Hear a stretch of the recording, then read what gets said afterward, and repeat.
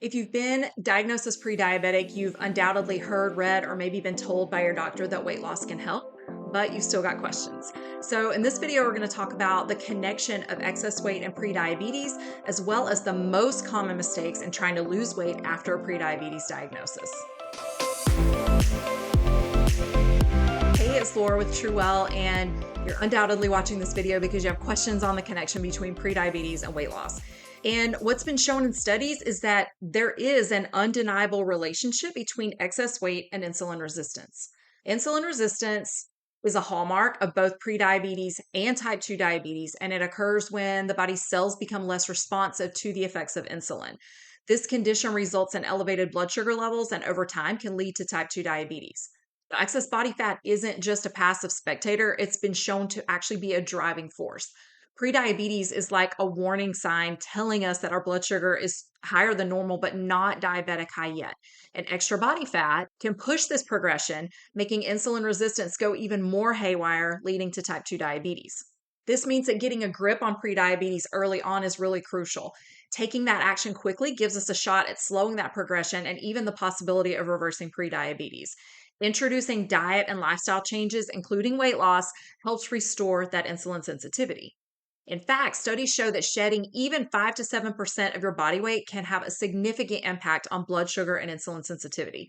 Studies show that early action combined with dietary and lifestyle changes can turn your prediabetes story around. So let's talk about some strategies for weight loss with prediabetes. Starting the journey to weight loss needs a well rounded strategy. Sustainable weight loss does not come from magic pills. It comes from a balanced mix of healthier eating, regular movement, and lifestyle changes. Going to have to keep in mind that slow and steady wins the race on this one. Quick weight loss might sound appealing, but it often drags down our muscle mass and then slows down metabolism. Muscle mass is really important because it helps increase your sensitivity to insulin, thereby helping manage your blood sugar levels. Gradual weight loss lets your body adjust and hold on to precious muscle. It's not just about dropping pounds, it's about losing body fat while retaining that muscle and then making changes that you can stick to in the long run. So, let's talk about the 5 most common mistakes to look out for when planning weight loss after being diagnosed with prediabetes, working backwards down to the number one mistake. So, we're going to start with mistake number 5, which is going to be jumping into keto. So, one popular dietary trend that's gained a lot of attention is the ketogenic diet, commonly known as the keto diet. And while the keto diet does have rapid weight loss potential, it's important to approach it with caution in terms of prediabetes. Now, the allure in the keto diet lies really in its promise of quick results. By significantly restricting your carbohydrates, the body starts to rely on stored fat for energy, leading to that initial weight loss. However, it's important to consider the potential downsides, especially in that context of prediabetes and diabetes prevention.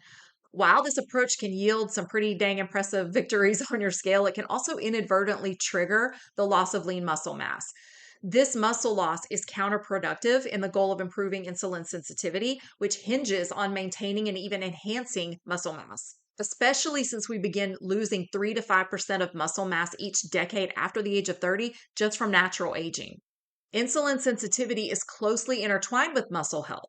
Muscles are highly responsive to insulin because they act as a key player in regulating blood sugar levels. So, when muscle mass diminishes, insulin sensitivity can decline, potentially worsening blood sugar and A1C levels. The other thing is that it can be extremely hard to maintain keto long term. This is a very restrictive diet, and people find it very hard to stay in ketosis. So, if you're not in ketosis, you're essentially just eating a ton of fat with just enough carbs or protein to keep your body from burning fat. It's really important to adopt dietary approaches that promote not only weight loss, but also that preservation of lean muscle mass while giving your body what it needs to be nourished and heal while being sustainable long term. Okay, so mistake number 4 is going to be skipping meals. Unless you're following a very specific intermittent fasting schedule and you really, really know what you're doing, skipping meals can lead to erratic blood sugar levels and then excessive hunger, potentially causing you to overeat later in the day. Another factor in skipping meals, whether or not in an intermittent fasting protocol that isn't widely known, is that this approach needs to be timed correctly for women that are not in menopause. This is because of the varying levels of hormones throughout the month. It's better to work with your cycle in this context in the correct way. As a general rule, aim for regular balanced meals and include healthy balanced snacks to keep blood sugar stable. Okay, so mistake number 3 is going to be overemphasis on supplements and or medications. Now, the supplement market is flooded with products claiming to accelerate weight loss. Relying solely on supplements and or medications without addressing dietary choices and lifestyle habits is a really common mistake. Focus on obtaining nutrients from whole foods and consult your doctor before starting any kind of supplements, especially since supplements can interfere with medications and certain conditions. Being prescribed medication to help your blood sugar is usually the first thing a doctor will do at a prediabetes diagnosis. And many of these medications will boast weight loss benefits as well. But the thing is, each medication works differently. It affects each person differently. And guess what? It's not a magic pill. You still have to do the work to make dietary and lifestyle changes to sustainably and safely lose the weight.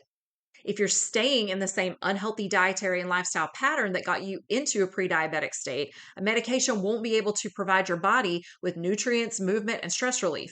You have to do that part of the equation, especially getting your blood sugar balanced. Now, mistake number 2 is going to be neglecting physical activity.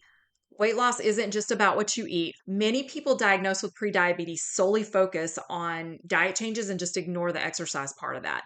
Now, part of this is about what we already covered in maintaining and hopefully increasing that lean muscle mass to help with blood sugar control. Regular physical activity helps burn calories, it improves insulin sensitivity, and supports overall health. You want to aim for a mix of cardio, strength training, and flexibility workouts while also increasing overall daily movement.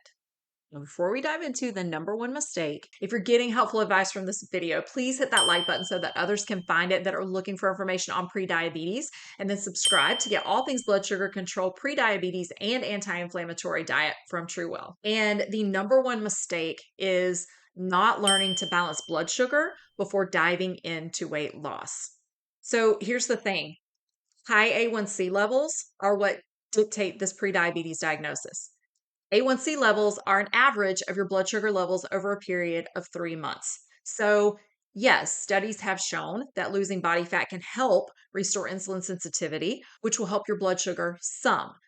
But if you're still eating foods that aren't right for your body and instead keep your daily blood sugar levels high, you're ignoring the basic driving factor to this condition.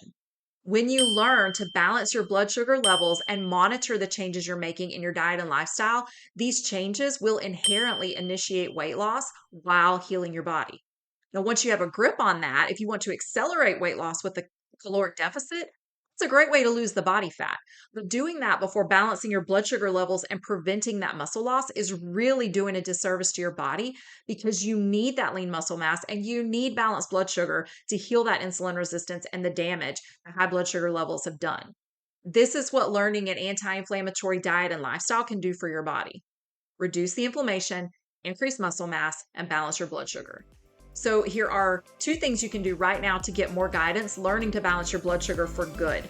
Watch the rest of this video playlist series and check out our 4-week blood sugar bootcamp program linked below. Be true, be well, and I'll see you in the next video.